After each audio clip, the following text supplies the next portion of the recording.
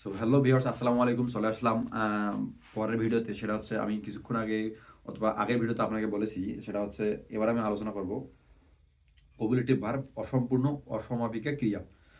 অর্থাৎ এটা আলোচনা করব, দেখেন বই এখানে উল্লেখ করা আছে। আমি আগের ভিডিওতে সব কিছু বলে দিয়েছি, এই ভিডিওতে আবার নতুন করে বলতেছি, সমস্যা নেই। আমি আপনাদের বলার জন্যই বারবার ভিডিও মেক করতে আসি, শেখার জন্য বারবার ভিডিও মেক করতে আসি। সো আপনারা ভিডিওটা সম্পূর্ণ দেখলে সম্পূর্ণ শিখতে পারবেন। সো চলেন আমরা মেইন পড়াতে চলে যাই, অর্থাৎ আমাদের গ্রাম ভাষাটাকে পড়া। আর আমরা মেইন ইয়েতে চলে আসি, সেটা হচ্ছে যখন কোনো যখন কোনো ইন্ট্রান্সিটিভ ভার্ব নিজে সরাসরি কোনো সেন্টেন্স এর অর্থ প্রকাশ করতে না পারে, ওয়ার্ডের সাহায্য গ্রহণ করে, তখন তাকে কোপুলেটিভ ভার্ব বা intransitive verb of incomplete prediction বলে। অর্থাৎ যখন কোনো সেন্টেন্সে যখন কোনো সেন্টেন্স আপনি যে কোনো একটা সেন্টেন্স যদি গঠন করতে চান, সেন্টেন্সটা যখন অর্থ প্রকাশ একা একাই অর্থ প্রকাশ করতে পারে না, তখন কিন্তু অন্য কোনো সেন্টেন্সের অন্য কোনো ওয়ার্ডের আমাদের সাহায্য নিতে হয়। সে অন্য কোনো যে ওয়ার্ডে আমরা সাহায্য নেব, সেই অন্য কোনো ওয়ার্ডটি হচ্ছে কপুলেটিভ ভার্ব, অর্থাৎ অসম্পূর্ণ অকর্মক্রিয়া।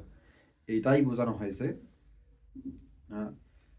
ফর এক্সাম্পল, আমি এক্সাম্পল দিচ্ছি, সেটা হচ্ছে the sky looks at blue, the baby seems A smile, the flower is mine.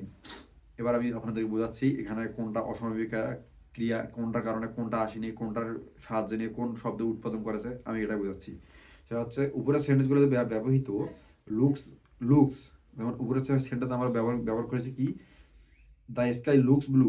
যেমন উপরের সেন্টেন্স ব্যবহৃত sky looks, is, seems verb গুলো যথাক্রমে ব্লু, মাইন্ড, স্মাইল ওয়ার্ডগুলোর সাহায্য ছাড়া সেন্টেন্সগুলোর সম্পূর্ণ অর্থ প্রকাশ করতে পারেনি। অর্থাৎ এখানে সেন্টেন্সটা যেমন বলা হয়েছে, এখানে উপরে যেমন দ্য স্কাই লুকস ব্লু, অর্থাৎ দ্য স্কাই ব্লু, যদি আমরা এটা করি তখন কিন্তু সেন্টেন্সের নির্দিষ্ট কোনো অর্থ প্রকাশ হচ্ছে না।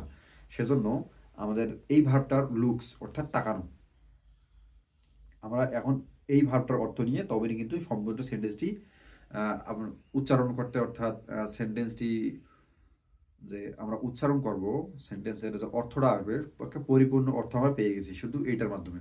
সো আপনারা দেখতেই পাইতেছেন, আমি আপনাদের এভাবে বুঝাচ্ছি, এভাবে কিন্তু অন্য কেউ বোঝাবে না। সো ভালো থাকবেন, সুস্থ থাকবেন, দেখা হচ্ছে পরবর্তী ভিডিওতে। সো পরবর্তী ভিডিওর জন্য অবশ্যই চ্যানেলটি সাবস্ক্রাইব করে রাখবেন। সো ধন্যবাদ।